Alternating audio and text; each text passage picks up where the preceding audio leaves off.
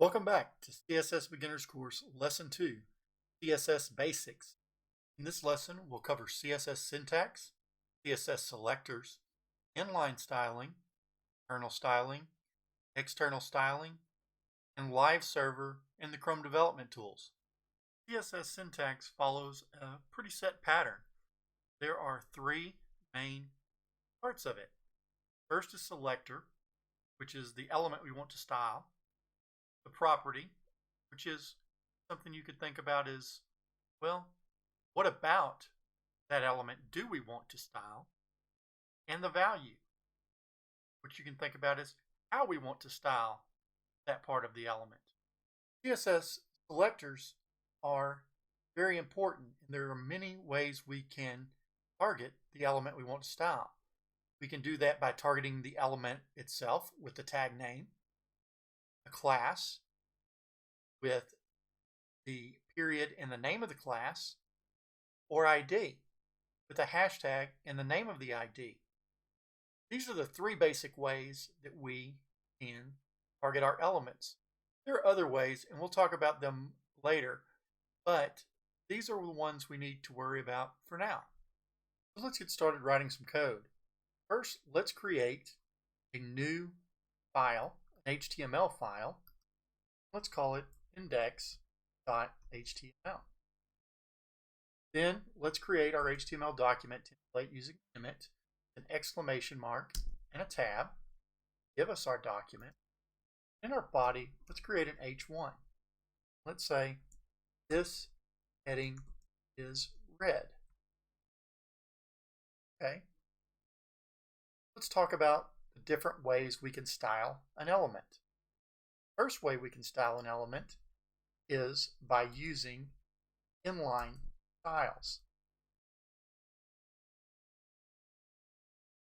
To do that, we simply add the style attribute, and we'll use the color property. Let's give it a value of red. Now, we've styled this H1 to look red for us. So let's save this and open our HTML document using live server. Take a look. Now in our browser, we can see our H1 element, and it's colored red as we expected.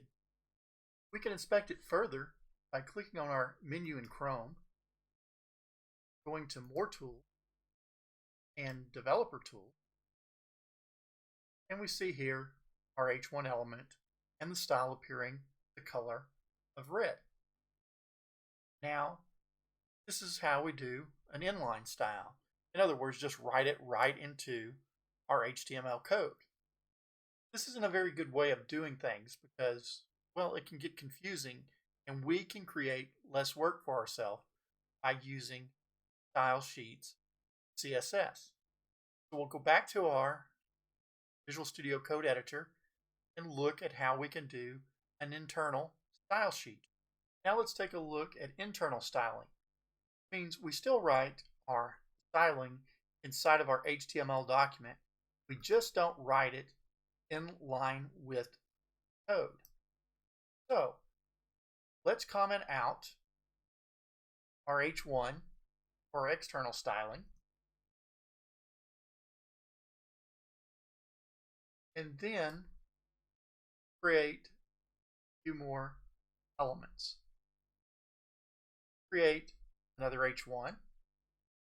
Say this heading is 2. Take an H2. Say this heading is green. And an H3. And let's say this heading is orange.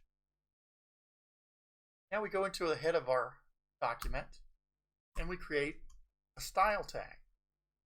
And in there, let's first target an element directly.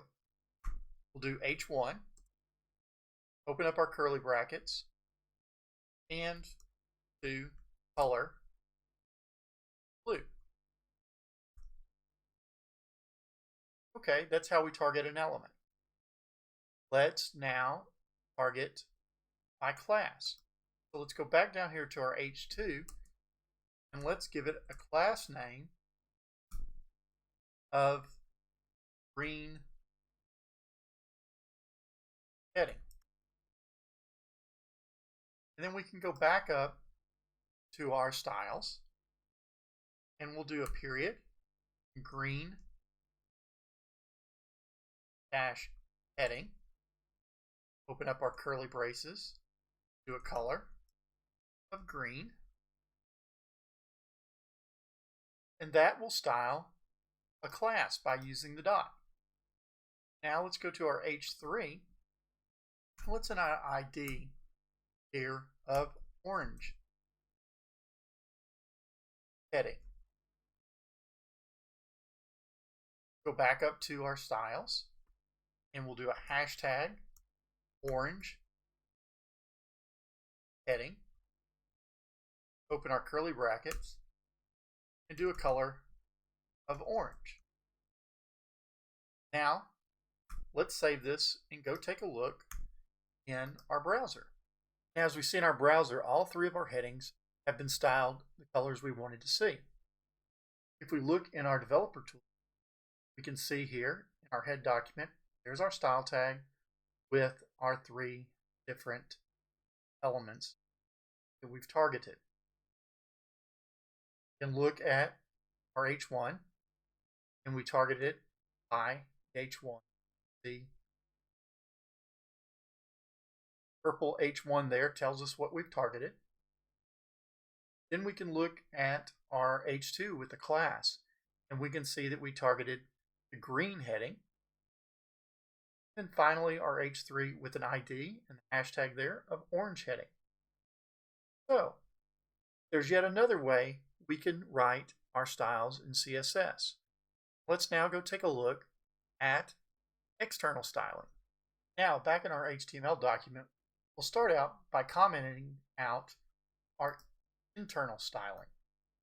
So let's cut, paste our closing comment tag around our styles. Next, we need to create a style sheet. To do so, create a new file. We'll name it styles.css.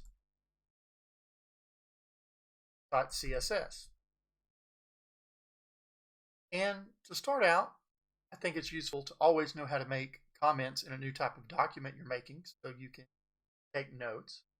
To make comments in a CSS file, simply do a slash with a asterisk, the comment, and an asterisk and a slash again. And there you have a CSS comment. Let's go back to our index.html file and let's grab our styling. Copy it, paste it into our style sheet. Now here we have all of our styles that so we'll save it. Back in our index.html file, we need to tell that file how to look for our style sheet. So in the head, we're going to do a link, CSS style sheet, and we're going to, at the href, put our file name, styles.css. We'll save that. And now, to prove it's coming from there, you see here we've got this commented out. So it has to come from somewhere. Let's save it and go take a look in our browser. Okay, so we can see that we've still got the same styling. We can see now we've got our link to our style sheet. If we look at our elements, still got styles we're looking for. But pull this out just a bit more. Get our styles. We can see, clicking on our H1, all the styles that are applied to that H1 element. These are browser defaults that are automatically there no matter what we do. And these are the ones that we added that element, color blue. Let's coming from our style.css. If we go look at our green heading, we can see we've got our class selector heading coming from our style sheet. And then also with our orange ID selector, we can see it is also coming from our styles. So that's all for this lesson. In our next lesson, we'll take a look at colors, fonts, and text.